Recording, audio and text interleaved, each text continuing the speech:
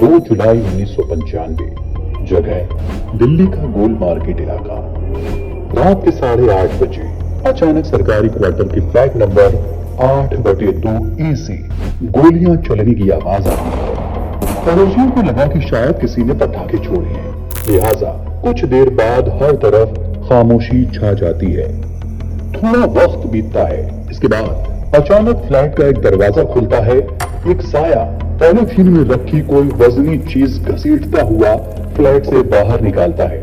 बाहर एक कार खड़ी थी। साया पॉलिथीन को उठाकर कार की डिक्की में रखता है और फिर ड्राइविंग सीट पर बैठते ही कार को तेजी से भगा ले जाता है।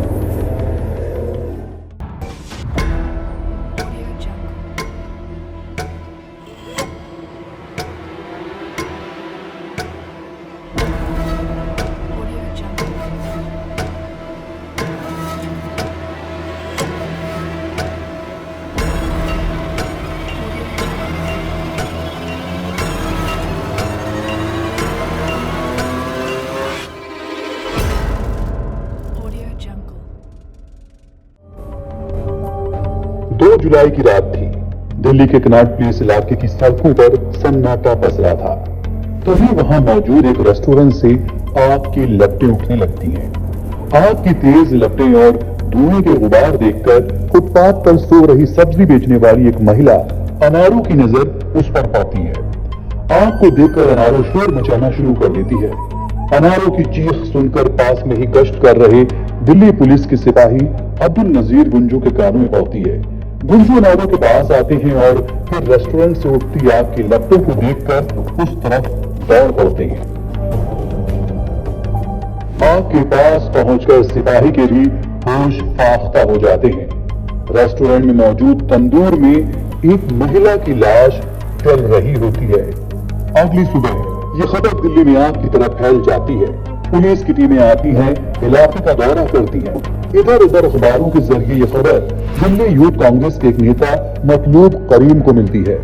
तब मतलूब करीम सामने आकर पहली बार यह खुलासा करते हैं कि तंदूर में जिस महिला को भूना गया उसका नाम नैना साहनी है। नैना साहनी सुशील कुमार की पत्नी है। हादसे के बाद से ही सुशील शर्मा भी गायब हो चुका था, लिहाजा पुलिस का शक यकीन में बदलने लगा।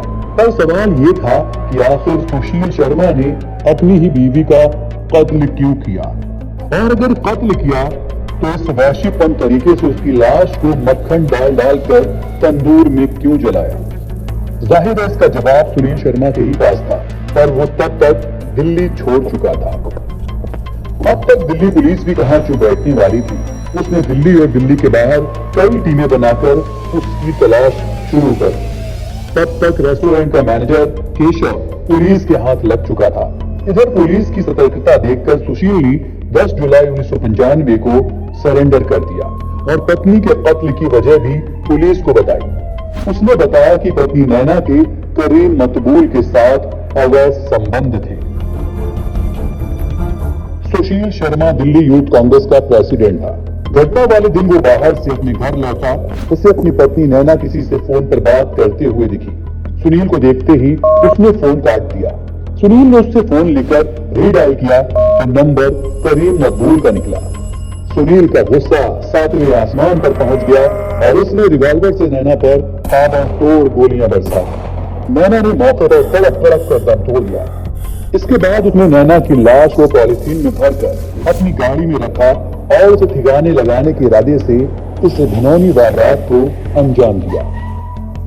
इसके बाद सुशील 2 जुलाई 1995 की रात करीब 9:30 बजे आरटीओ पुल के पास पहुंचता है। अंधेरा गहराता जा रहा था। सड़क पर ट्रैफिक की भीड़ भी कम होती जा रही थी। सुशील आरटीओ पुल पर पहुंचने के बाद तेजी से इधर उधर देखता है। उसे शायद किसी खास मौके की तलाश थी, पर मौका शायद मिल नहीं पा रहा था। लिहाजा पुल के कुछ चक्कर काटने के बाद वो पुल के किनारे अपनी कार रोक देता है। दरअसल उसका इरादा कार की डिक्की में रखी पॉलिथीन को पुल के नीचे यमुना में फेंकने का था, लेकिन पुल पर अभी भी ट्रैफिक था। उसे डर था कि कहीं किसी ने उसे पॉलिथीन फेंकते देख लिया तो उसकी पोल खुल जाएगी। डर के मारे वो वापस कार में बैठता है और फौरन कार का रुख मोड़ देता है। अब कार वापस कनॉट प्लेस की तरफ भागती है।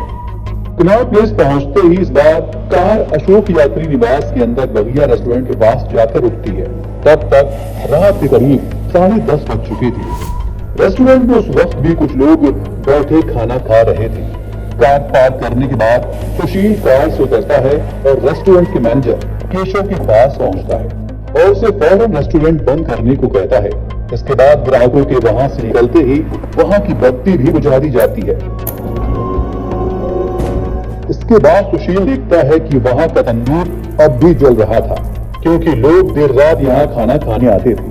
मगर उस रात तंदूर में जो होने जा रहा था वैसा शायद ही इससे पहले दुनिया के किसी तंदूर में हुआ हो।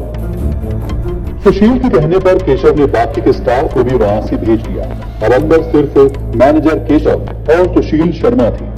इसके बाद सुशील कार की डिक्की से पॉलीथीन में भरी लाश को बाहर निकालता है। इसके बाद वो केशव के साथ मिलकर रेस्तरां के चाकू से लाश के टुकड़े टुकड़े करता है। फिर हर टुकड़े को उसी रेस्तरां के जैसे तंदूर में डाला जाता है। टुकड़ों में बटी पूरी लाश तंदूर के अंदर थी, पर तंदूर ठीक से जल नहीं रहा था।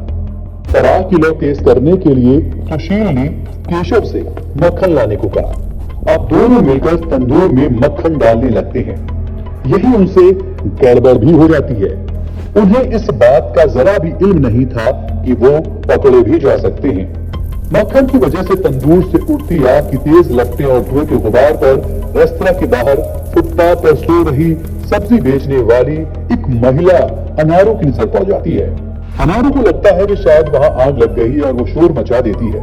अनारों की चीख सुनकर पास ही गश्त कर रहे दिल्ली पुलिस के सिपाही अब्दुल नजीर कुंजू के कानों पर पड़ती है। गुंजू अनारों के पास आता है और फिर रेस्टोरेंट से उठती आग की लपटों को देखकर उस तरफ दौड़ पड़ता है। वहां जाकर उस सिपाही के भी होश फाख्ता हो जाते हैं। सुशील का ये वहशीपन देखकर तुरंत उससे कड़ाई से पूछताछ करता है, लेकिन तब तक काफी देर हो चुकी होती है। सुशील उसे चकमा देकर वहां से फरार हो जाता है, लेकिन रेस्टोरेंट का मैनेजर केशव पुलिस की पकड़ में आ जाता है। अब तक रात के 1 बज चुके थे, यानी 3 जुलाई। अतिरिक्त पुलिस आयुक्त मैक्सवेल परेरा की फोन की घंटी बजती है। दूसरे छोर पर उप पुलिस आयुक्त आदित्य आर्य थे और फिर बताया कि तंदूर में एक शव को जलाने की कोशिश की गई है। जब मैक्सवेल परेरा अशोक यात्री निवास पहुंचे तो कनॉट प्लेस थाने के एसएचओ निरंजन सिंह नैना साहनी की लाश का पंचनामा करवा रहे थे। नैना साहनी की बुरी तरह से जली हुई लाश बगिया के किचन के फर्श पर पड़ी हुई थी। उसको एक कपड़े से ढका गया था। बगिया रेस्तरां के मैनेजर केशव कुमार को पुलिस वालों ने पकड़ रखा था। घटना के अगले दिन सुशील शर्मा पहले टैक्सी से जयपुर गया और फिर वहां से चेन्नई होते हुए बेंगलुरु पहुंचा। इधर पुलिस भी सुशील के पीछे लगी थी। जैसे ही उसे पुलिस के इन प्रयासों के बारे में पता चला, वो सरेंडर करने के लिए अपने वकील के साथ निकल पड़ा। लिहाजा मैक्सवेल परेरा निरंजन सिंह और क्राइम ब्रांच के राज महेंद्र को अपने साथ लेकर बेंगलोर चले गए और 10 जुलाई 1995 को सुशील की कस्टडी लेकर वापस दिल्ली आ गए। उसे तिहाड़ जेल में कैद कर लिया गया। 26 दिनों के अंदर अदालत में चार्जशीट दायर कर दी गई। सालों तक चले मुकदमे में सुशील शर्मा को निचली अदालत ने फांसी की सजा सुनाई, लेकिन बाद में 8 अक्टूबर 2013 को सुप्रीम कोर्ट ने सजा को उम्र कैद में बदल दिया। हाल के दिनों तक इस मामले की सुनवाई कोर्ट में चलती रही और 23 साल जेल में रहने के बाद सुशील को साल 2018 में रिहा कर दिया गया। तो साथियों, कैसी लगी आपको दिल्ली की ये तंदूर मर्डर केस की कहानी? हमें जरूर बताएं। ऐसे ही आपराधिक घटनाओं और कहानियों को जानने के लिए सुनते रहिए